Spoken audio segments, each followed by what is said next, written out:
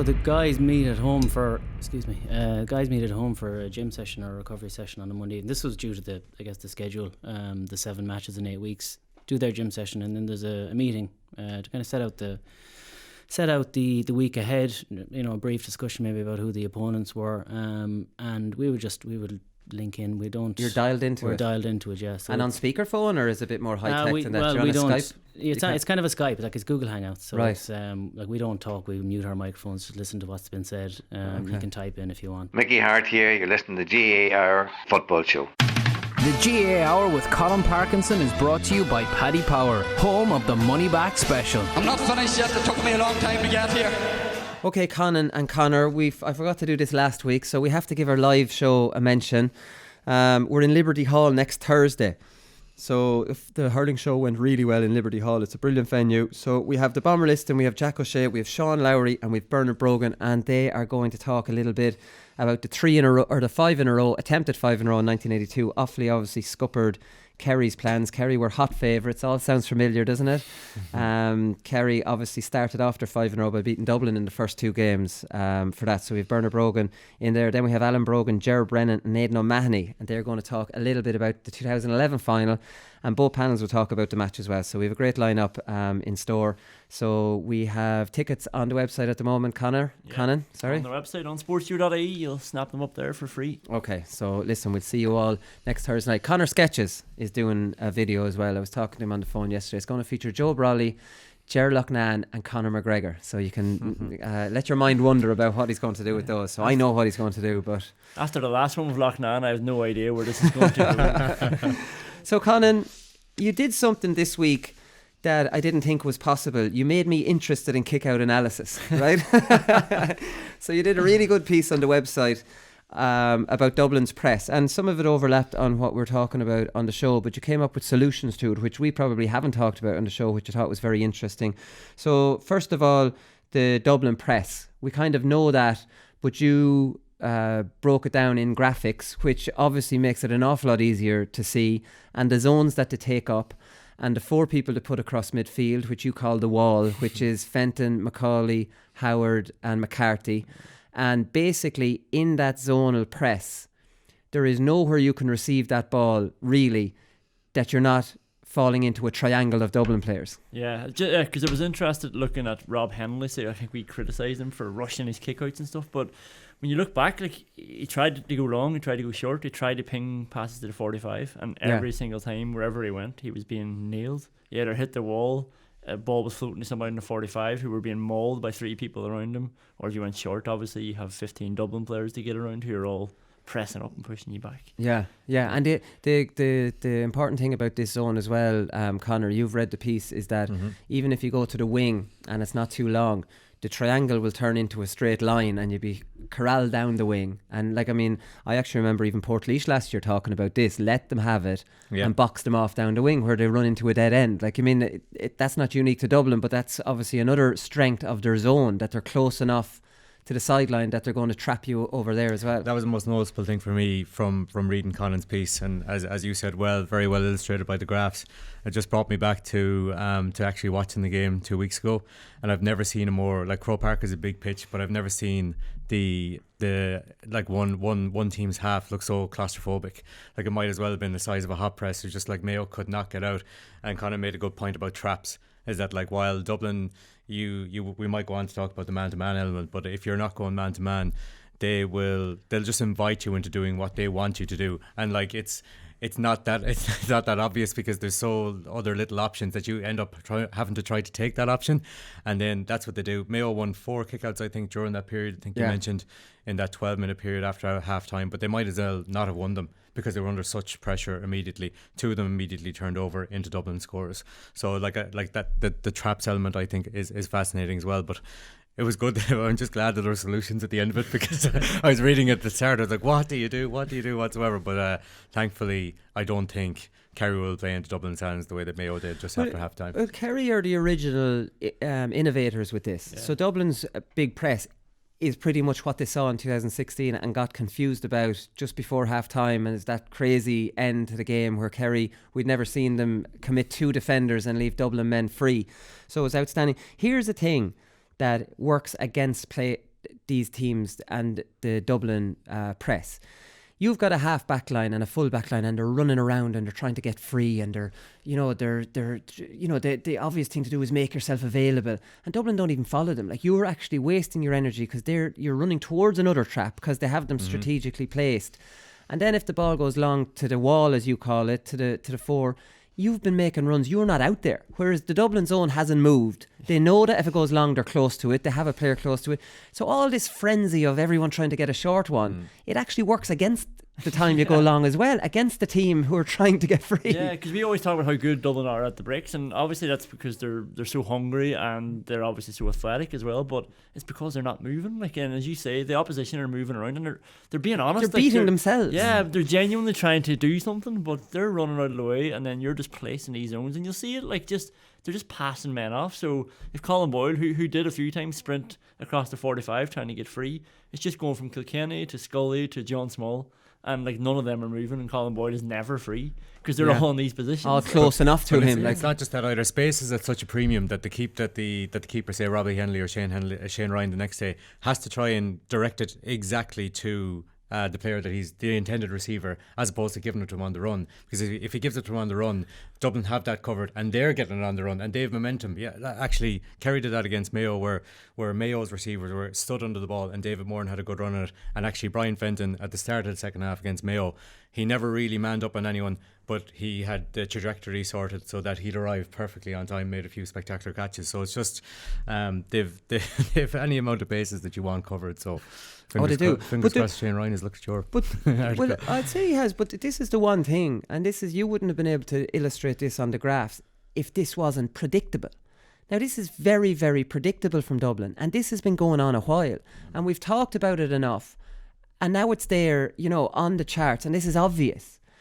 So if a tactic is obvious and predictable, like, any inter-county manager should be able to think of ways around it, right? So it's almost like, stop your halfbacks running around like crazy ones. And you came up with 3 solutions to it, and you're not an inter-county manager or anything like that, and you came up, so I'm sure there's plenty of other solutions, but I liked your solutions. And your first solution to this is overload one side. So if Dublin want to go zonal, let them go zonal, but you bring more players to one side that they're going zonal, and let the other zonal lads be really zoning an area that you're not worried about. So then you have more ball, you have more players arriving at that breaking ball. Yeah, that's it. So, as you say, it's predictable. So Dublin are going to try this press. It should be a weakness for Dublin, really, because we know they're going to do it. As soon as Dean Rock is a free, Dublin are going to try it. As soon as there's a player injured or a break and play, Dublin are going to try it. Whenever they can set it up, they will do it, because that's when they can attack your kick out. But yeah, if they're going to set up in these zones from the halfway line basically down to the 21, they have to cover every bit of that, and they have to obviously go wing to wing to do that.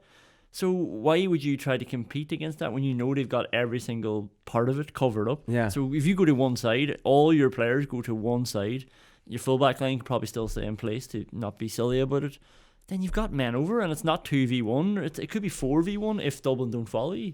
Now, of course, Dublin probably will follow you, but then you're moving them out of their zones. After 2 of them, they'll probably start following. They're smart enough on the field. But at the same time, that's 2 kickoffs gone off, and now try another. Now start hitting the zone, the side that's a bit open. So you have a plan. You're predicting Dublin might sort out that plan, and now you have another one. I'm surely Kerry have to start thinking like this, right? And think how much of a relief it'll be. Like, it might not work all the time, but if you can get one kick out, if Mayo had got one ball dead during those 12 minutes, everything would have changed. They probably still would have lost the game, but they wouldn't have conceded 2-6 in 12 minutes. They had 7 kickouts in a row, and Dublin were just hounding them. If they had got one ball from an overload or whatever and got it dead at the other side, then they could have attacked a kickout as well. Yeah, no, exactly. So the other one then is going long, an overload between the 45 and the 65. So, it probably, we can see here on the graph that kind of being illustrated, but this is, sure, I'll leave that one with you, Conan. Yeah, so this is one, I'm not sure if Shane Ryan is fully capable of doing. He's got a nice kick, he's accurate. I don't know how long he can go, and it's not even about going long, because I think you said it before, if you try to go long even over Dublin's midfield, the wall can move back. The trajectory of the ball, it's a bit like a sweeper in hurling, always landing to where, always being there for the ball. It's because the ball hangs so long you can get across, so a long kick to midfield might be a little bit more difficult, you know. So I think the trajectory is the most important. So I thought of Rory Bacon, he could probably do it. Stephen Cluxton could do it, and Sean Patton could probably. This do is it. driving it over the wall. Driving it over those 4 players who are lined up in the middle of the pitch, and it's again knowing that Dublin are going to press 12 players up. So Kerry should have 3 men and a half forward. Should have 2 spare men on the other side of the wall. If they keep 2 half forwards there's nobody picking them up. Dublin are going to bank that they can get back in time. So if you can drive it long over the wall, like I think, like say McCarthy and Howard will still manage to get back and compete, but you'll have a wing forward coming in there as well. So it should be 3v2 with a good trajectory, and you might end up having to fight for a break. You might not reach the wing forward on his own, but you should have a man over if you can get it over it and use the wing forward. Use the wing forward. Use that extra wing forward that they have. They're nearly on the other 45, those wing forward. It needs to be a very long kick, right? It really does. Long driven kick. Yeah. At least the competition for the ball is taking place close to Dublin's 45 as opposed to closer to Kerry's, because that's what you just at the end of it all, sometimes they'll just want to get it out of there. Like Mayo couldn't do that, and then the problem is that the ball kept going dead on Robbie Henley, so Dublin were still in that position, and Mayo never got that reprieve that you mentioned. Yeah, they couldn't get back out. The other one is another obvious one, is going man on man. So Dublin are in zones. So instead of buzzing around trying to get away from them, stand beside them. Yeah. So now it's man on man. So now if you go short, there is more of a temptation for that man to have to actually follow you rather than just stay in the zone. Yeah, like you instantly take their zonal press away from them because you've made it man on man. So in a weird way, it's your kick out, but you're marking the Dublin press. Yeah, like so, and that's it's just flipping it back around. And so if again, Dublin are bringing 12 men forward, then you bring 12 men back. You no longer have your wing forward, but you set up in the exact same formation as Dublin. If it's 4-5-3 or 4-4-4, then you just occupy each of those players, and then it's going to be an individual battle. But you know that Dublin want to keep their big lads in the middle. Like that's where they want to keep the backs, the sort of backbone of this whole thing. So technically, you have a free shot of one of your big men.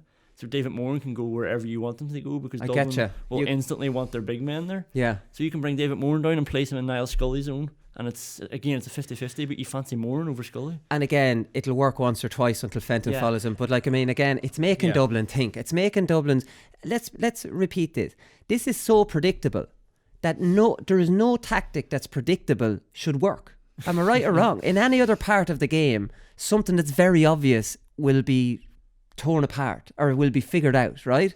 So why is this allowed to just dominate you when think of ways around it? It's sort of the same. If Dublin coming up against all those blanket defences, so predictable. They knew what Tyrone were bringing. It took them a few years to figure this out. But then they knew what it was coming, and they knew how to get around it. So again, Kerry know that Dublin are going to do this, so they should figure out a way to get around it. And I think those are suggestions that they can use. At the very least, it'll give them a chance of getting some ball, and I think they could get it. And you said about Fenton following Moran into, say, half back, but then the wall's no longer the wall as effective because Fenton's not there anymore. So again, that's messing up. It's just asking them a question. Yeah, it's making them think. It's turning a good tactic of theirs maybe potentially back around them again, because you know it's coming. And if you know it's coming, you've had enough time to think, and it's very obvious. And it was a great piece. It was such a good piece. Alan Brogan texted me yesterday and said, tell Conan that was a really good piece. He must have some inside information. Like that was obviously a joke, and he can't get any information out of it. Like, or there must be a mole in the Dublin camp. But funnily, talking about Alan Brogan, he was writing in the Independent recently, or in the Herald, I think. I'm not sure. I think he's finished in the Independent. He says he's talking about Jim Gavin at half time and the Dublin dressing room, which we don't hear too much about, and it's actually confirms some stuff we've speculated on the show here. He says every match I played for Dublin, the exact same thing happened at half time, regardless of how the first half had played out. The backs have a chat about the first half. The forwards have a chat about the first half. Then the defensive coach, Declan Darcy, has a chat with the squad and delivers key messages he feels they need. Then Jason Sherlock does the same thing from an attacking perspective. Then Jim speaks. He doesn't say what Jim says. I'd say Jim whispers. He doesn't raise his voice and he doesn't bang tables, which will come as a surprise to absolutely no one. But this is the important thing. He says, people might throw their eyes up to heaven when Jim says this Dublin team is player-led, but I can testify to the fact that it is. And Jim is happy with what the players. If Jim is happy with what the players have come up with between themselves and the coaches, he'll let them at it for the second half. Isn't that interesting? That Jim Gavin really doesn't say he's a facilitator for no reason. Like I think he is, and he definitely commands respect. He definitely gets an unbelievable team in place. professional, gets the players' attitudes right, has that fear factor of them can't drop their performance or, you know, they'll be replaced. All that is brilliant management. But I think that an excellent part of his management is that he's not being a dictator and he does listen to players, and that's a very modern kind of way of managing. Yeah, that's exactly what I expected. And like I remember, like after the Mayo game, people were saying, "Geez, Jim Gavin must have read them the riot act at half time." And I'm thinking, no, he probably didn't. Probably just does the same thing. There is an absence of panic. That's it. Just, like we talk about process being kind of an overused, a bit of a cliche, whatever. But that's what Dublin do. It's just they go through the same process every time at half time, and that is exactly how I envisaged the dressing room at half time. But it's not just that in terms of his facilitator. We're talking about Kerry have to come up with different plans for the kickouts, and that's because it's not necessarily that Jim Gavin is telling them, you know, or sending Jason Sherlock on and saying you have to do this. Occasionally he does, but the players themselves will find a solution without having to be told, and that's the culture that Jim Gavin has developed over the years, that the players are at the level where they can feel they can sort it out themselves without having to rely on anyone from the outside. Yeah, I did some analysis on Dublin before when I did a show on Air Sport. And it's a lot easier when you actually have the visuals. And the analysis was when Cian O'Sullivan started playing as a sweeper in 2015, and it was at a league game against Kerry. So Cian O'Sullivan was dropping off. I think it was Johnny Buckley was centre forward. So Cian O'Sullivan was in his comfort zone. Let him on. Buckley was dropping into midfield and he was sweeping. So Eamon Fitzmaurice spotted this in the game and obviously said Cian O'Sullivan has a free role here, so put Darren O'Sullivan on Cian O'Sullivan. So now Cian O'Sullivan has to run around after Darren because he's too dangerous, and now I have to follow him. So then there's a break in play, and the camera behind the goal picks all this up brilliantly. There was a break in play, someone down injured, and Cian O'Sullivan goes running up to James McCarthy and starts talking to him. And I was speculating that Cian O'Sullivan saying, here, look, I'm on Darren now, I can't drop off, will you watch him? And in the very next play, Johnny Buckley was led off into midfield, James McCarthy picked up Darren O'Sullivan and Cian O'Sullivan dropped. And it was almost like, just look how Jim Gavin didn't make that swap. Yeah. You know what I mean? Yeah. So players can absolutely figure things out like this. And it was just seeing it unfold of players figuring it out on the field in such an obvious way. You know what I mean? Like, I do think that the Dublin players are a very, very smart bunch, and that's not taken away from Jim Gavin in any way. Oh no, and he's the one creating all this environment and facilitating it. But yeah, Alan's piece was interesting. It was like almost reminded me of an American football dressing room where you have the forwards talking to each other and the defenders sometimes in different parts of the changing room. And I think when you break into those smaller groups, it does create a culture of like more accountability. Like, you know, when you're in a group of 6 defenders, it's like there's no hiding place then. And the same with the forward. It's like you're not just sitting as part of a team and keeping your head down and nodding along. It's 6 people and 6 people actually thinking, what are we doing wrong? Yeah, that wouldn't be unusual for backs and forwards to break away. I'd say. Have you seen that? Oftentimes the backs will say, "Well, we're got no protection from the forwards." And the forwards will say, "Well, there's no ball coming in." Well, maybe it's to avoid that conflict. Do your job back there. So Aidan O'Mahony has been talking on Paddy Power. And he is talking about the Kerry media mafia. So we've seen a little bit about the Kilkenny media mafia this week, and they all coming to the support of Richie Hogan and all saying that it's not a red card, even though it's a pretty much blatant red card. But anyways, Aidan O'Mahony is denying, because a lot of people were saying this is Kerry Q tourism. This is with the Goff situation, which we've covered already. But he's saying no, there's no mafia against it. It's just lads giving their opinion on it. Like, it's no different to Dublin giving their opinion on the final as well. He says, look, we weren't out there trying to do a media witch hunt to put pressure on him. It was just me being asked a question. I think Eamon Fitzmaurice gave his opinion on it as well. It's not like we have a WhatsApp group saying, here, we need to do this, whatever. And I agree with this, because remember the time with Lee Keegan, turned out to be a hashtag things Lee did, and it was the Dublin mafia at that time trying to put pressure on Lee Keegan's marking of Diarmuid Connolly, and there was nothing wrong with it at all. There was 2 of them at it, and it was a great battle. But I don't think Dublin have a media mafia either. I was saying at the time, this is very simple. It only takes one to float an idea. Then it becomes a news headline. Then every columnist will write about it and everyone will be asked about it. And now it becomes a thing. You only need to float one. It only needs to be orchestrated by one. All the other pundits don't need to be contacted because it's their job to comment on something that, you know what I mean? Yeah. So it only took Eamon Fitzmaurice to float that out there. Whether he wanted to float it out there or whether it just came off the cuff, this wasn't orchestrated by Kerry in any shape or form, no more than the Dublin one was. I think Paul Clark actually started it, and I think that was the Lee Keegan thing, and I think that was orchestrated. But sure, all the rest of them are just, it's just a great talking point, because you're looking for talking points to write about. So this then became a huge thing. So I think you just need to float one. You just need one lad to float but this. The problem with Kerry is there's so many people, so many ex-Kerry players, that if you float an idea, you're getting probably 15 articles off it. Like you've the three O'Sheas, Mike Quirk, Bomber Liston, Pat Spillane. So if they're all commenting on it, that becomes about 20, which dominates the agenda for the week. Yeah, I agree. That's what you're missing in Mayo. Well, that's the problem. We got David Brady, John Casey. John Casey. You know. Yeah, you're just not coming up against the might of Kerry there, eh? So that's it. So let's forget about this. There's such over-analysis, lads, isn't there? To think that the media then are analysing the media to say that this is an orchestra. You know what I mean? It's just over-analysis, I think. Yeah, and you're right, and then that's what happens on the news beat then as well. Like that's what's current, and that's what everyone's talking about. So it makes sense for a journalist to then try and get the latest line on it. And that's it. It's a whole snowball effect. So really, you just need to float it out there. The problem with Mayo, they'll float it out there. Only two lads will respond to this, and then all the other one will stay away from it or completely debunk it. You do need a good media. Yeah, maybe you do need big the time. Media mafia to pick up on it. So they're all innocent, but they're still a mafia. They're still a big crowd. We're developing them underage now, and the plan is 10 years' time we're going to have a serious mafia stable. Bring them into media training and stuff, and just get a few more. Maybe that's the next step for Mayo. Get more national pundits. Keep it hush-hush, that's the plan, but I don't want to say too much about it. Andy Moore retiring, you might see it as a bad thing, but if he goes in, what and a brilliant thing. Keith Higgins, it's coming. Like the boys are coming now. Like they're almost ready. Get more in on the Sunday game and set that agenda straight off. Chris Barrett, another one. Chris Barrett is coming up on the show, very soon. Stephen O'Brien, we're not going to spend any time on this, lads. It's just a bit of news. It actually came out the day after we were talking about it, I think. It came out very soon after he got the third black, that he's okay to play the final, and that's fantastic. Just another little bit of news before we get to Chris Barrett is Ricey McManaman looks like he is going to get the Fermanagh job. Dom Corrigan, who had it before, and Kieran Donnelly, they withdrew from the race. So it looks like Joe McMahon. We love Joe McMahon on the show, and Paul McIver, who used to mark Kilcoo.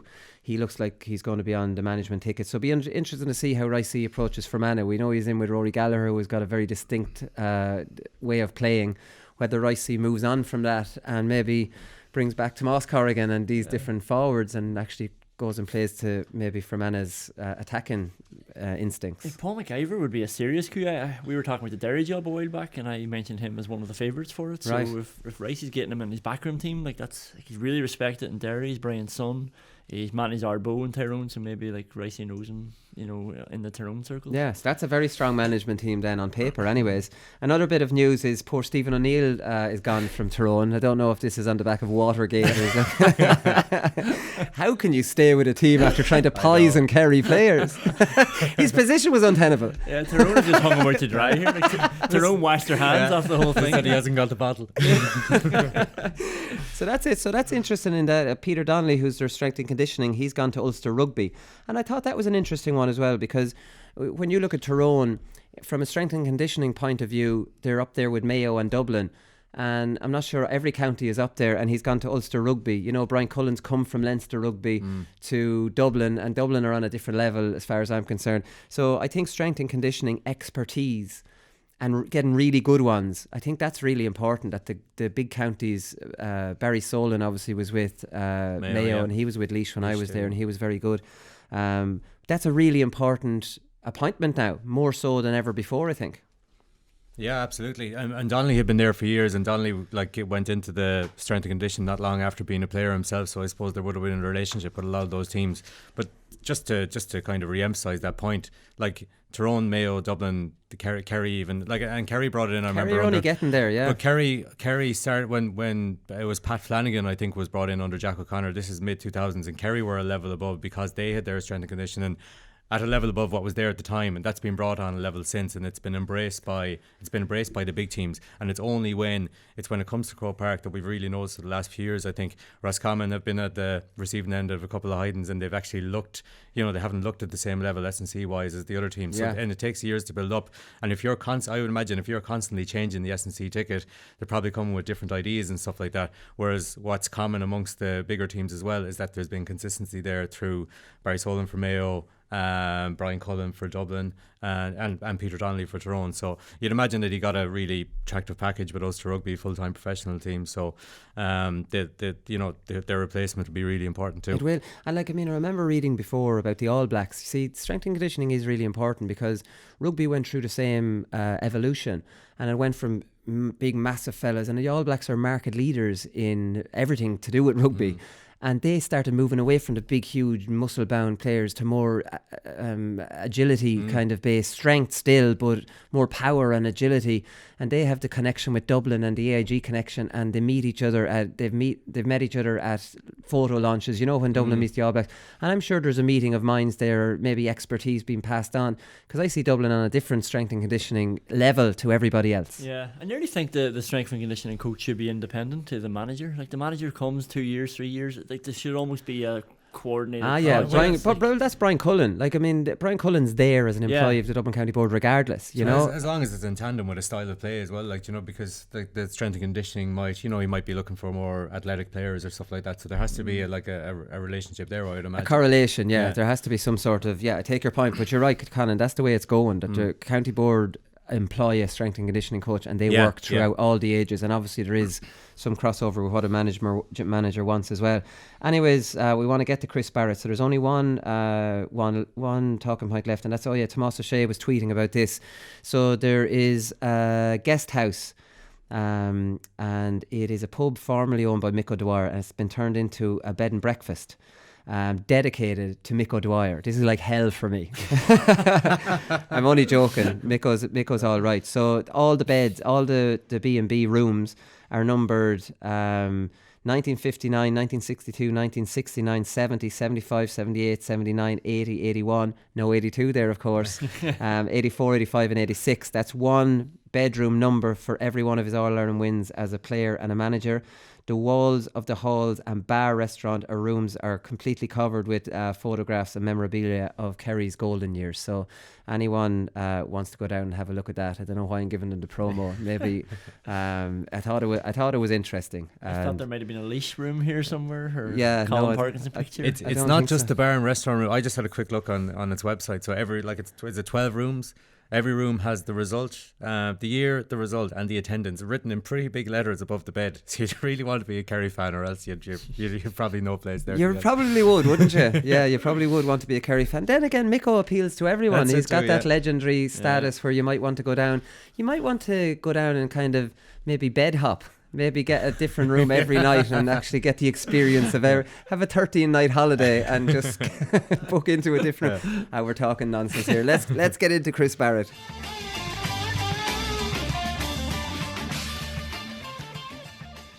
Chris Barrett, welcome to the GAR. Thanks very much, Colm. Good to be here. Thanks very much for coming over. You're very welcome. Sorry guys, could just Chris, would you mind leaning into the mic a little bit? Stay close. Just a bit far away. Yeah, that's perfect. Thank you. Okay.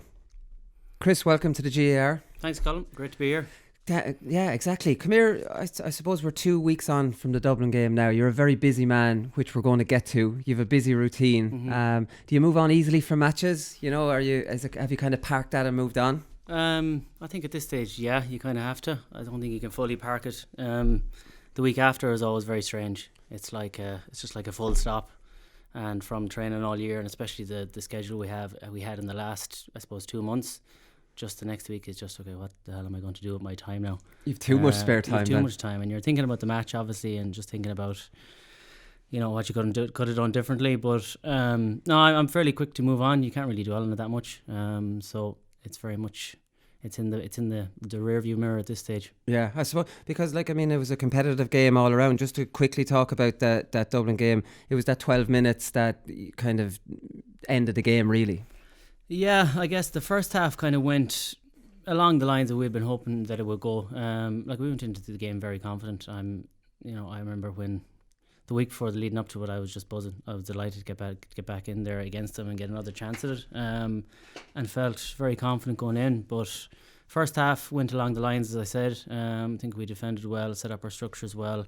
We probably didn't, I suppose, I think we didn't get the numbers in attack maybe that we had hoped, and maybe get another few points on the board. But going in at half time, definitely happy enough. But as you said, just after half time, that 12 minutes really did kill it. And I haven't watched it back yet, but it'll probably take a while.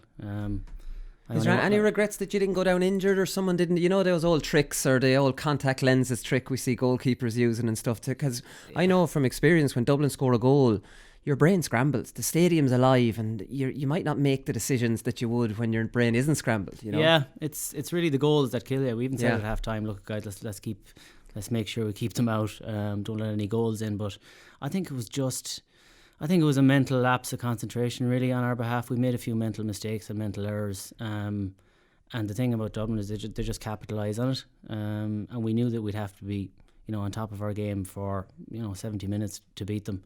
And it's just, I don't know, as I said, I look back on it, but I had a few stills kind of sent to me from the goals and stuff, and we had men back, we had the structures in place. On the wrong side maybe. Yeah, but it was just, it's small things. I know when you say it's small things and you get beaten by 10 odd points, it mightn't stack up, but we had our chances in that time too. And if we had taken one or two of them, it might have been different, but yeah, it's a strange one to look back on. It was very much it was a complete flip-flop between it. I don't think I've ever been involved in a game where there was such a change in momentum that quickly. Like usually you'll have your pockets, but yeah. And will you look back on it on outside of team analysis? Would you put yourself through watching it? I don't generally do a whole lot of looking back, to be honest. Not the games you lose, right? No, I did. I watched the 2017 game only 2 months ago. But you were very good in that though. I was decent. Yeah, I still have mistakes, but I kind of pride myself the way I play. I like to know coming off the pitch, and I usually know the mistakes I've made myself. So it's rare that someone will come up to me after a match and say, Chris, you did X, Y and Z wrong, and I'd be like, well, I know I did that wrong, because it usually sticks in my mind. So I'd usually have that memory anyway, so that looking back on it, it doesn't really add to my recollection of it. Usually I usually know what I've done wrong, what I could have done better. So looking back on it, but yeah, I'll leave that for a while now. I wouldn't subject myself to that for a while. I'm going to actually talk to you a little bit about the art of defending, because like all the dispossessions you made in that game and your ability to do it, and the Mayo's defence in general's ability to do it, is kind of what separates you for a lot of teams. So I'll talk to you a little bit about that later. But I wanted to just quickly mention about because in that 12 minutes we saw the Dublin press, and we've spoken about this on the show because Conan did a piece on it earlier. And like Mayo have their press, Dublin's press is probably taken a little bit from Kerry, who did it against them in 2016, and adding extra players to it. I suppose Dublin go into zones, and I'm just wondering, looking out, or when you've a kick out and you're coming short for it, and if you get it, there could be two closing in on you. You know what I mean? What's it like to be in that situation? I think the kickouts in general have been I suppose of the last few years, they've come to the fore. Like previously, it was just kick it out long, and there's been a few iterations since then of what's the optimum kick out. And I know for us, it's usually first option is, can we get it as long as possible when we're making our own kick outs? Can we get it as long as possible so that we bypass some of their players, so that you're setting up an attack in the midfield when someone hasn't got the chance to move back and get their 8, 9, 10 people behind the ball. So from our side of things, on our own kickouts, that's what we would always try to do. Try and get the ball down. And if it's a case where it's a 50-50 ball, well, then you kind of have to decide, well, is it actually better that 50-50 percentage-wise that you get a shot off? So the percentages of, getting a shot off, getting a short in your own full back line versus winning it out the pitch, there's a huge difference in it. So it's kind of gone from, short kickouts are great, to now realising, well, actually, they're good and all, but do you get the return from it? So we're kind of focused on getting it further out. And in terms of defending, there's probably a couple of different types of kickouts in a game. You've one where it's a set piece. So generally, I think most teams at the moment, you would separate the set piece kickout versus the open play kickout. Yeah. So if you have an open play kickout, you could have people scrambling. You could have it's all over the place. It's all over the place. Someone kicks the ball over from the right hand side. The keeper comes out. There's a man free straight away. So within that, you kind of have to decide, am I going to run 50 yards and dispossess this guy? Is there any point in that? Am I going to take myself out of the game? Or do I, create a line maybe around 45 or 65 so that at least there's not a spilling of players up the pitch and our defenders are under pressure? So that kind of has to be, that's for the forwards to really decide, are we set up here at the time? Are we quick enough to react that, if I'm close to you as a forward and you're the defender, I just take you and I can trust my man that he's going to take the other guy? or you could all be set up. It could be a patient attack, and there's 6 people there anyway. So then you're like, okay, well let's press. It's on even from play. Yeah, even from play. And then the set kick out. I think a lot of teams now, from the set kick out, you will always see that there is that press, and it has kind of morphed into the 4-4-2, and you're bringing up, or it's kind of maybe 3. It's 3-3-2, but you get your wing backs involved as well. Yeah. So they kind of push up, and it's just really the point of it is so that the goalie looks out and he just doesn't see the space anywhere. Yeah, and you'd have Tony McEntee somewhere in there as well. Exactly. Yeah, with an orange jacket on. Tony was a good man for dragging himself off the field. Yeah, but, as Eamon Fitzmaurice said. That time. Exactly. But that's probably the way it's broken down. I think people kind of, you talk about the zonal press and the man marking. I think it's more focused towards what type of kick out it is. Is it really quick, or is it a set one where we can actually push up? Yeah. And that's where Kerry, I think, was it 2016, yeah. 2016, they did that really high press. Against Dublin, it was always after a free kick, if you look back at it. It's generally after a free kick. They got four. They left their half-backs, they made them push up, and they were confident that even if we did lose it, we can turn around and we can run back and we still won't be under too much pressure. Yeah. So it's a big part of the game now. It gets practiced a lot. It's an interesting one with the zonal players, and most teams are doing the zonal now. Is when the opposition is running, say their halfbacks are all running around trying to get free, and the zonal team doesn't really care about them because they're staying in their zones and they're actually running towards them. So then when the ball goes long, the halfbacks have been running around stupidly, so they're not actually in under the break. All this kind of attempts to get free is actually working against your own team, because the zonal team doesn't care about these runs. Yeah, it can be. I guess like one way of counteracting the zonal is obviously a double up, or you get 1 or 2 people in one zone. That's generally how you overload it. Generally try to counteract it, but you have to have worked on that so that the players know where it's going to go. And kind of going back to what I said about going long and going 50-50. If you can go long, your players know that it's going to go there, and you can get the bodies around the ball, then that's obviously the optimum thing. But as you said, your halfbacks and cornerbacks running around like flies trying to get into space, whereas they know it's going to be zoned, it can be difficult at times. Yeah, it can be a little bit confused. Yeah. You mentioned the year, the routine you had recently, and it was a bit crazy for you. You obviously lost to Roscommon, and then you went down the road. You were in Newry, you were in Limerick, you were down Killarney, you were in Croke Park. And I was reading your piece in the Irish Times recently where you kind of spelled out your weekly routine. How are you doing this? It takes planning. Actually, we'll go through it then, because anyone mightn't have read the piece in the Irish Times. So you plan your week on a Monday, pretty much around what your work schedule is and how you can plan your work in and around knowing you're going to Mayo on a Tuesday, knowing your gym work, knowing that you're going back to Mayo on a Friday. You only have Thursday off. I suppose you can take it up from there.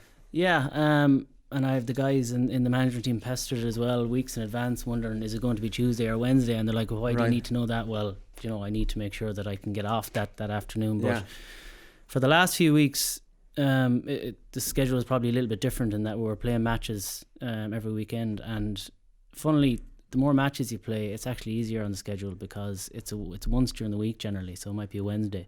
And then you meet up at the weekend on a Saturday maybe, or a Friday night, so there's not as much drag out of your time in terms of from work, whereas start of the year when you're training on your Tuesday or Wednesday and your Friday, and then your Sunday again, there's more travelling.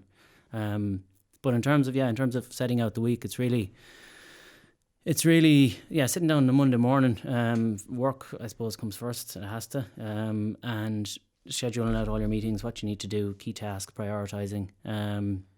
And then it's usually a gym maybe on a Monday evening, or a recovery session. You've training then maybe on a Tuesday. You do a proper gym session on a Wednesdays, and you're kind of, a bigger load than what you'd have on the Monday. Thursday nights is free night. Thursday night's date night.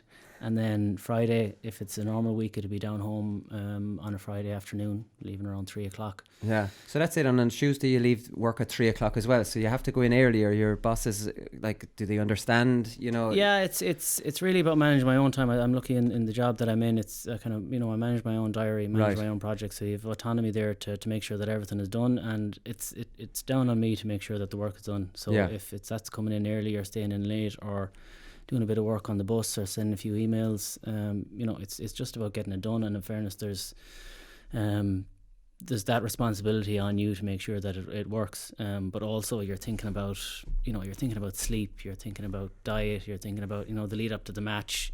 Am I getting enough food in here? Like, you go to a cafe here in Dublin city centre and you get your sandwich, but it has about half the meat that you need in it, like little things like that. So you kind of just need to prepare properly for it. Yeah, I thought it was interesting you saying when you're coming home from training, maybe on a Tuesday or a match, that you're on the bus and you're trying your best not to sleep, because if you get that hour's sleep, you'll get home and at 1:30 and you'll just be staring at the ceiling. Yeah, that's me, I guess. Maybe some of the other guys are different, which I think they are, but I've even started not sleeping at all on the bus and even on the way down. I'm big in the whole sleep psychology and the benefits of the health benefits of sleep. And a lot of the studies are saying after 3 o'clock a nap isn't of any use to you, so it's kind of trying to stay awake so that you can at least get maybe 6 hours or so that night, because you're getting back at 1, you're probably up at 7. So if you can get a good block, and then make it up maybe the next night. Yeah. But even if you're reading those books, like 6 wouldn't be enough with your work and training load, would it? No, I think the general is 8 hours, or at least to try and give yourself 8 hours of a sleep opportunity. 8 hours for a regular person, not 8 hours for someone who's training the way you're training. Yeah, and it is huge. Like, I mean, when you're training so much and you're kind of at very good, decent physical shape, any little changes in your, even, I notice if I'm in work and I don't get enough food that day and I go to the gym, then my output is just, your energy is down and you can see it straight away. It's the same with sleep. If you can't get at least, the 7-8 hours a night, like, it does impact you. And I guess that is an issue. Travelling up and down to Dublin, definitely you are losing out on the sleep you might be getting, but there's nothing really you can do about it. No. It's you're not going to move squash Mayo closer to Dublin. You mentioned Thursday's date night, so your poor wife pretty much gets to see you properly one night per week. Yeah. How are you getting away with this? Yeah, I guess she's a very understanding woman. In fairness, I have to give her a shout out. Like, I wouldn't be able to do it the way I do it without her and her help and her support. And it's Thursday nights are generally kind of leave aside for some bit of a, family time. Yeah. But I suppose Monday nights as well in the gym, like, you can come home, go to the gym for an hour and you still kind of see each other. But what I find the hardest is the weekends. So Dervla she would work every second weekend. She works, she's a pharmacist, so she does a lot of shift work. So I'm going home on the Friday night and I'm staying down in Balmullet over Saturday and then back up on Sunday. So it's kind of hard for her. And then any weekends she's not working, she's working till Friday until 10 o'clock. So it's hard for her even to travel down. So it's the weekends. So you miss out on weekends together as well. Oh, that's the thing. Yeah, I mean, if you're at home and you've met someone from home, it's kind of easier. But yeah, you're away with each other at weekends as well. So it's it's tough, but in fairness, as I said, she's been brilliant. She's a great sport. Okay, she won't be sad when you eventually do retire. Yeah, maybe. Sorry, but like even given that routine though, Chris, like, I mean, with children that would be impossible. I don't know if you have children. No, children yet. You're recently married, but when children come along, like, that's not. Yeah, I'd imagine that would definitely be an end to it. It's. But do you think it, like, see, I'm painting a picture here, which is a really dramatic schedule, because you're obviously working in Dublin and living in Mayo. So this is at an extreme end of the scale, So well, we're at the dog discussion at the moment, and I'm trying to push that one off as much as possible. That's the tester. I was given the dog experiment before the children came along as well. Yeah, that's a test. All right, okay. I'm trying to push that back as much as possible. So we'll see how long I can push that off for. Yeah, but like, I mean, do you think it's, I don't know, like, for Mayo, this is always going to be the case? Like, you get buses, there's so many of you from Dublin, you get buses back to Mayo, you meet together and then travel down in bus. So that's the cost for the Mayo County Board. But even I saw James Horan talking about life-work balance. Mm-hmm. Like, let's be honest, you don't have much of a life-work balance at the moment, during football season. No, that's correct, yeah. Yeah, so like, I mean, there's no real solution around that because of geography, right? No, I don't think there is. I guess if you're to be progressive in the Mayo County Board, you try and, how do we get these guys jobs at home? But like, I'm in construction, like, there's, Dublin is the place to be, like, so that's the decision I made early days, that I wanted to progress my career, I suppose, and Dublin was the place to do that. The County Board, like, we should be pushing guys towards, the Sligo ITs and the NUIG and the GMIT in terms of students as well. But yeah, it's not going to change. Like, we are from Mayo, and Dublin is other ends of the county. That's not going to change. They have got, in fairness, the management team over the last couple of years since I've started, there's been a real knowledge gain in terms of the amount of sleep that you need and the times of rest you need, so that they're not dragging you down as much as they were. They realise that rest is nearly as important as, you know, the team getting together and discussing tactics or training together. Yeah. So there would be, you know, there's the dial-in meetings instead of everyone being in there. I thought that was interesting. I saw that. I have it highlighted here. So you're talking about back to the game at hand. This week started with a video conference for the team on Monday. So how does this work? So the guys meet at home for a gym session or a recovery session on a Monday. And this was due to the schedule, the 7 matches in 8 weeks. Do their gym session, and then there's a meeting to kind of set out the week ahead. You know, a brief discussion maybe about who the opponents were, and we would link in. You're dialed into it. We're dialed into it, yeah. So and on speakerphone, or is it a bit more high tech than that? Well, You're we on a don't. Skype? It's kind of a Skype, like it's Google Hangouts. So right. It's like we don't talk. We mute our microphones to listen to what's been said. Okay. You can type in if you want, but it's they're short enough meetings. It's not. It's really just a debrief type thing. And kind of look forward to the meeting the week ahead. But it just goes, the management they're very conscious of the drain on our time and on our energy, I suppose, that the travelling causes. So they're looking at ways to try and implement smarter ways of training and meeting. Yeah, I thought that was a very interesting one. Definitely the conference calls where you're not actually there. Jesus, really moved on from my time. Like, I mean, crazy stuff. Paul Flynn was speaking recently, and he didn't rule out the idea of players getting a percentage of gate receipts, right? So we know there's no real solution for you and the routine that you have and the drain on your time and stuff like that. Would, like, a handshake from the GAA at the end of the year to say thank you very much, this is what you've earned, you know, as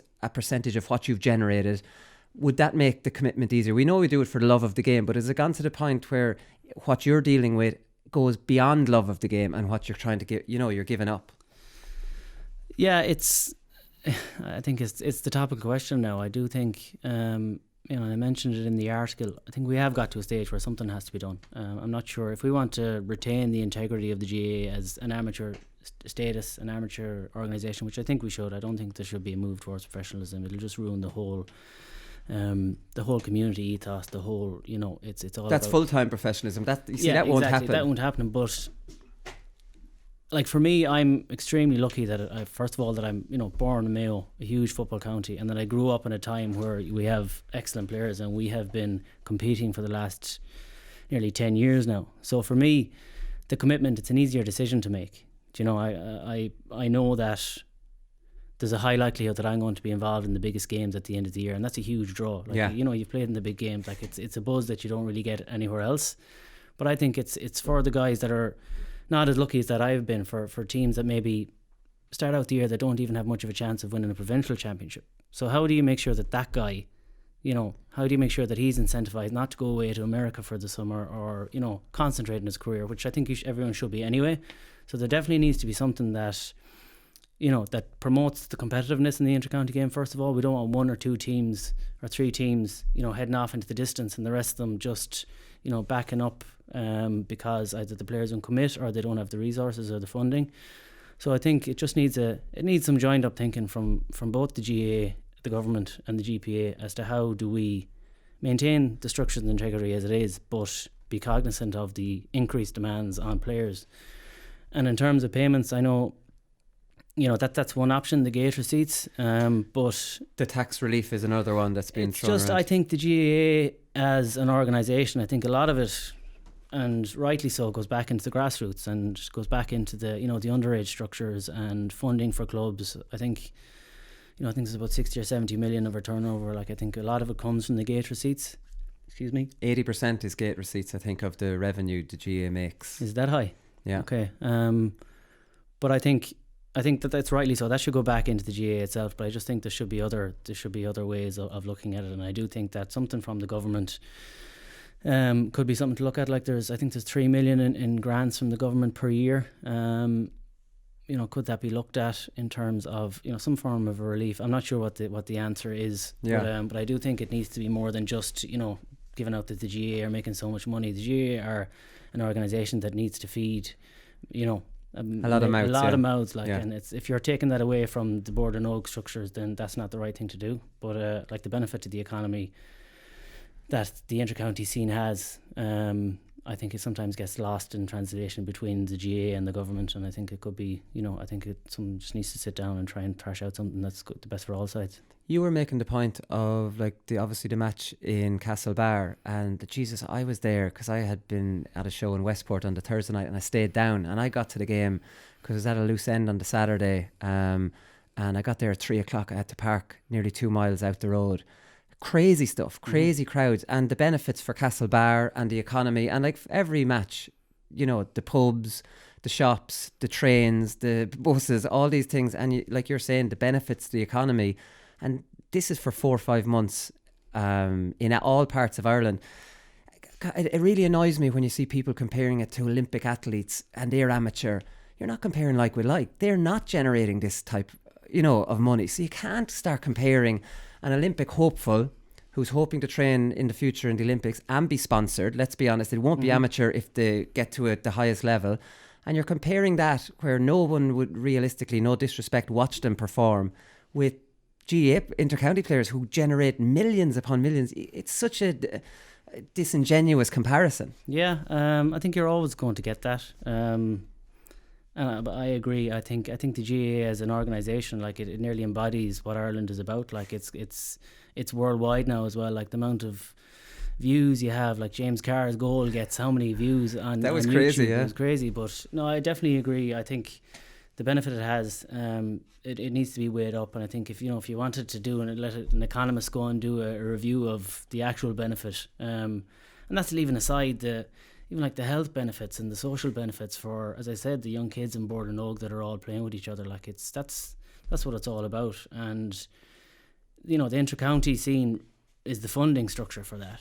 Like in reality, the gate receipts are the funding for the majority of the GAA. So why wouldn't you incentivize those guys to keep playing and to keep playing at the highest level?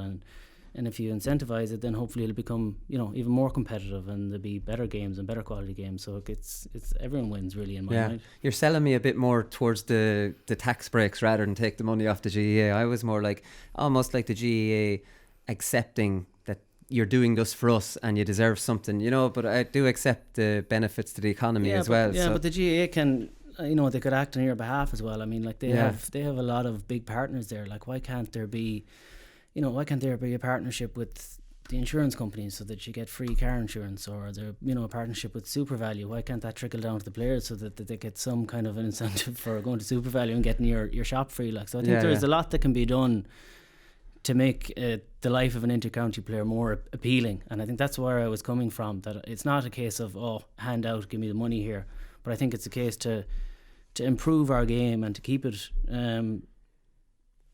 To push it in the right direction. I do think to increase competitiveness and to make sure we still have the best players playing the game, that we need to do something. Yeah, and maybe taking money off the GAA and it not going to clubs would be a PROG for players. It might not go down too well with grassroots, that kind of approach. Yeah, that's my view. I think the club players are just like we all were club players to start with, so that needs to be, it's a cycle, so it needs to be put down into the grassroots first of all, so that you can produce the inter-county players. But there is that.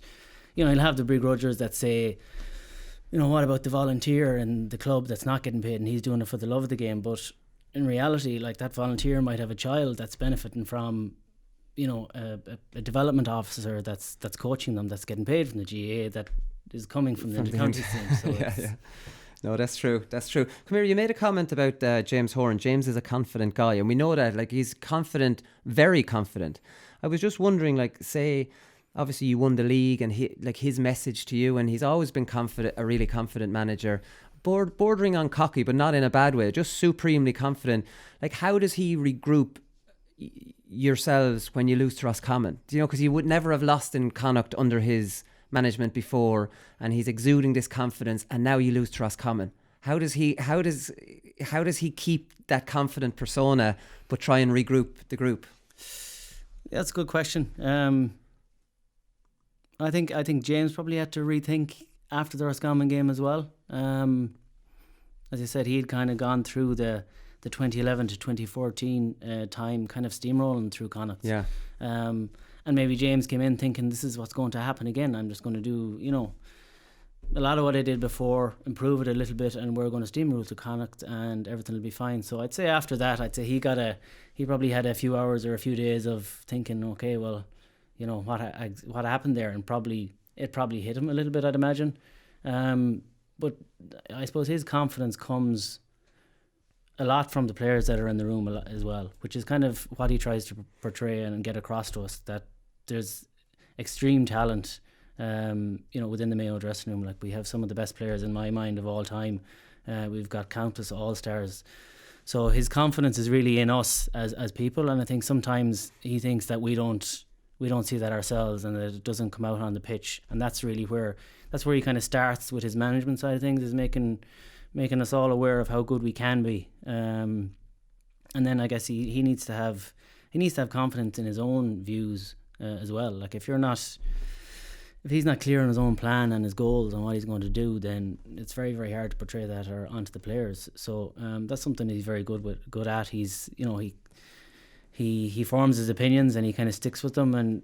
But in fairness to him, which is, you know, a testament to him, he will listen to you as well. Like, if you sit down or if you have suggestions, he'll listen to you. He'll usually say, forget about it, but he'll do it in a way that, you know, you're nearly going away thinking, geez, you know, he might be right there. Like, but he will listen and he kind of engage, which players want as well, especially when you've kind of some older guys in the team that have been around the block that will have good suggestions to make. Like, I think it's important that the management team they're confident and they're in themselves, that they can sit down and have that discussion and thrash it out with someone. Do you have to be careful with that? Like, I mean, if you want to talk to James, would you pull him aside at training? After training, wait around until everyone's finished? Do you book an appointment? You know, and then do you have to be careful, especially what happened with Connolly and Holmes, not to be over, you know, would you have that in your head? I don't want to overstep the mark, because an incorrect perception is out there, you know, that you tried to dictate things back then.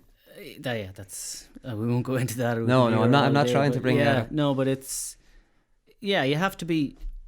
It's just how to approach it. I guess if I had something that I'd really, you know, strongly believe, something that I really believed in strongly that might benefit us, then it'd be a phone call or a chat with James. Like, it wouldn't be a case of bringing it out in front of the whole team. Yeah. You know, maybe when I was younger, I think I might have been a bit more like that, and don't realise that, you know, it is to the detriment of the team, that you might be kind of too strong in your opinions. Whereas, you know, as you get older, you kind of realise a lot of the time you take a view on your own opinion first, and you're like, well, is that actually the right thing for the team to actually even bring that up? But usually if it's something to be said, you'd pick up the phone, you'd send a text message, or you'd pull aside after training. But in fairness, that avenue is there, which is great. Okay, and then he'll listen to you and tell you that you're wrong. Tell you that you're wrong at the end of the day. Yeah. Come here, do you do a lot of work on defending, like one-on-one defending, because you're really good at it? I know James Horan, the last time he was over, he basically told me that you went back to a lot of the basic skills of the game, you know, like blocking, tackling, shooting off your left, hand passing off both hands. I presume he didn't go back to that this year, but like it's in the first half against Dublin, it was incredible. You never see Dublin dispossessed like that, you know. So like, just wondering how much work goes into that, or has that been done before, you know, the last time he was there, and it's just following through? I think there's a couple of things to it. I think because of the way we play, you need to be able to do that. So you're put in those situations more often. Yeah. So, I mean, you probably see this as well. Like, you have young guys coming out of, you know, young guys might be coming out of minor into a senior team, and they're halfbacks. Everyone wants to be a halfback. Like, I was a halfback back in the day, like number 5, and, you know, I came into the senior squad and very quickly got demoted to cornerback. But it takes time, like that. Like, going from a halfback or a wing back or someone that's more concentrating on going forward to actually someone that can mark someone takes time, and it takes practice. Like, you look at my own clubmate Owen O'Donoghue, who came in last year and played I think most of the league last year. But you could see in the games he just kept getting better and better, because he was being exposed to marking top players, but without that safety net behind him. So I think that has a lot to do with it, that you're kind of been trusted and you're thrust into it. You're thrust into the moment, and kind of you're thrown in the deep end, and you gotta learn to swim. And it's the same in training. You're kind of marking without that sweeper or that level of safety. Yeah. So the best way to teach someone is within that environment, I think. Like, we had to do a lot of tackling. We did do a lot of tackling with Doherty. Buckley, I guess, would have been there for years, and he was, you know, a lot of tackling drills in terms of aggression. but it's hard to actually replicate the game time. What I think you're really good at is like, and geez, you're taught this when you're under 10, under 12, is wait until they play the ball, and that's when you come in with your tackle, because you see a lot of players and there's this constant slapping, and all you're doing is maybe, you know, losing your footwork or your balance or whatever, and you're not going to really dispossess somebody holding it. It's just when they go to play it, that's when you slap the ball, right? Yeah, no, and you probably saw that the last day. Like, I think Harry had a couple very good. Keith is very good at it. Again, it's just practice, and I think the best practice is within the game setting, under pressure. Like, you can have a one-on-one all day long, and some of these drills where you've probably done them, a tackling drill where you have a forward and a back, and I'm standing here waiting for you to come. Yeah, it doesn't it's not too realistic. So I do think the way we've played in the last few years, which has generally been man on man, has improved us along the way. Like, we didn't, you know, I'm not sure we started out as better defenders as anyone else, like, but I think you've just got that practice of doing it more often, maybe. Yeah, it's getting the hand. I suppose it is getting the hands in. What you are good at as well, which I think separates yourselves from other teams, and maybe Kerry are improving at it, is that while you're all man marking your man, if there's a loose pass, you leave your man to come, you know, and help out. It's identifying when someone has hands on and I could potentially double up there. You know, if my man's not necessarily causing too much problems. Am I making sense? I think you had a good interception in the first half against Dublin where you just left your man, whereas if you wanted to man mark him completely, you know, Dublin would have won that ball. Do you get me? That's a tight balance to make now, because I guess I'm usually given a man marking job to do, and you know, I will be called out sometimes where it's like, Chris, what the hell were you doing? Your back was to the ball there, you could have intercepted it. And sometimes you do get focused because generally they want to give the ball to your man. So if you're not 100% on concentrated, then like it could be a point in a second. But it is trying to find that balance. Okay, if he's gone out there, you know, if he's out on the sideline, he's not a threat here, then I do need to be aware to try and help out my teammates. But that is a tricky one, and it's one when you have, especially when you don't have numbers back, you need to be very conscious of not switching off for a second. And I think, like, for me, the biggest thing about defending is concentration and anticipation. Like, I'm not the fastest, I'm fast enough, but I generally rely on making sure that I don't switch off, because if you switch off for 1 second, your man is 5 yards and he's turned over the bar. Whereas if you can anticipate where it's going to be, you can stop yourself a lot of running as well, which is always best. But you can just move into pockets, cut off angles, and the forwards are just so good now that if you do switch off for that second, even, you know, for a sideline or a free or something like that, if you're daydreaming for 1 second, it's detrimental. Well, that's the thing. And can you train yourself not to daydream? Because I find myself playing all the time. Like, I mean, you're constantly trying to find not to be, like you say, switching off. But obviously different players' concentration levels and capacities are different, so you need to concentrate for 70 minutes, which concentrating for 70 minutes is not easy to do. Easy, no. And can you improve at that, or is there ways of improving at that, or is it just, I don't know? It's a tough one. I guess it very much comes down to a lot of the individuals. You might have some players that, you know, they could spend 5 minutes thinking about, I don't know, their dinner yesterday evening or something, and all of a sudden they switch on. But my problem used to be songs would be in my head. If I knew there was a song in my head, I'm not playing well. Really? Yeah, and you just can't get it out of your head. And this is during a match. Yeah, I guess people, you know, there's triggers. Like, you have psychologists, and okay, there's triggers there. Never really worked for me too much. Like, I usually find that the bigger the match, the more I'm switched on. And I think that might be down to, with the benefit of hindsight and a few years behind me, I think that might be down to how much you're thinking about it during the week, maybe.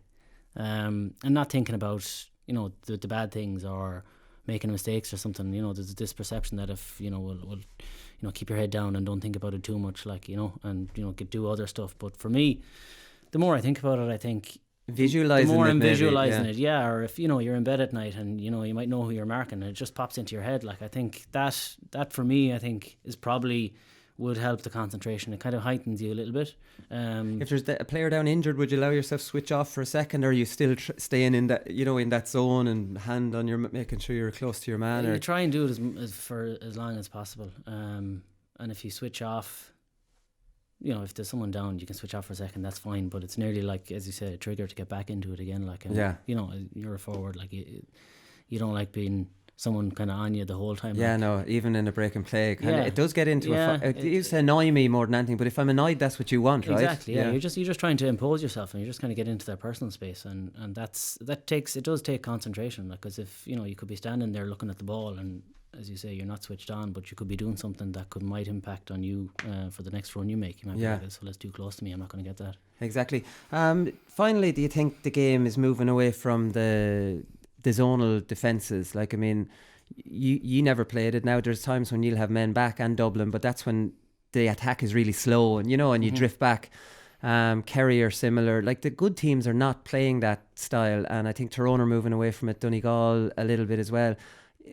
The game is more played now. If the attack is fast enough, you get your one-on-ones. If it's slow, the other team will be back, and a lot of teams are kind of finding that balance together. Would that, or maybe catching up on yourselves in Dublin and Kerry? Yeah, I think that is a fair way of putting it. There is still zonal defences, and as you said, if it's a slow attack, then you will see the half forwards getting back into position and offering support.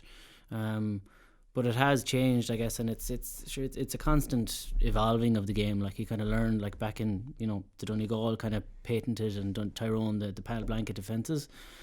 But then Dublin come along, and you're kind of thinking, well, we need to push up on these guys, and even if they're playing Mayo, like, can we sit off these really and actually hurt them at the other end of the pitch? So it's really, I think, teams taking a view that if we want to be successful, then we need to be able to do it on both sides of the fence.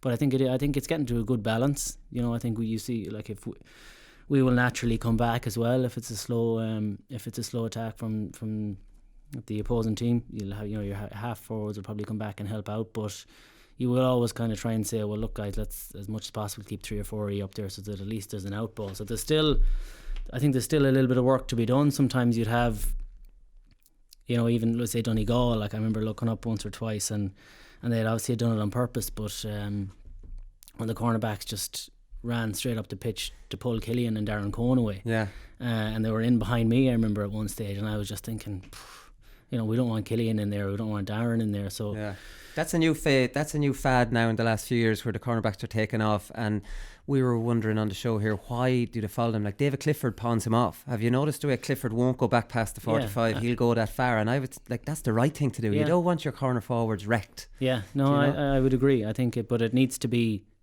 flagged beforehand. So I'm sure David Clifford has been told, David, this is your man, he's number 2, and the guys out the pitch, or be it a half forward or a midfielder, probably has him flagged or tagged that once he's come up the pitch he's going to be taken. But definitely I think it's a case of having, and if he does that once or twice and no one follows him and he doesn't get the ball, then he's probably going to think twice about it. Like, you do it yourself, you kind of, I'll edge up here now, and if this guy doesn't follow me and I don't get the ball, I might just stay back the next time. I'll be tired when I get back down to him. See, that's the balance. Exactly. Or there's a turnover and it's going to be kicked into him. So it's interesting. Like, it is evolving. Like, but it's more for us. It's having that balance between getting enough back, trusting the defenders that they're able to do most of it one-on-one, having a factor of safety in there as much as possible, maybe 1 or 2 guys, but then having the outlet on the half-forward line, which is key, or even around midfield, that if you do look up, that it's not a sideways pass.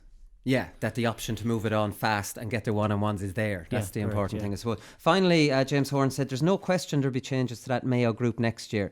I think that's clear, but that will take its own course. So who's retiring? Who's he talking about there? You in the mix? Well, this dog could scupper your career here. It could actually, I think we're all getting too old now. We'll have to retire and let the young guys in.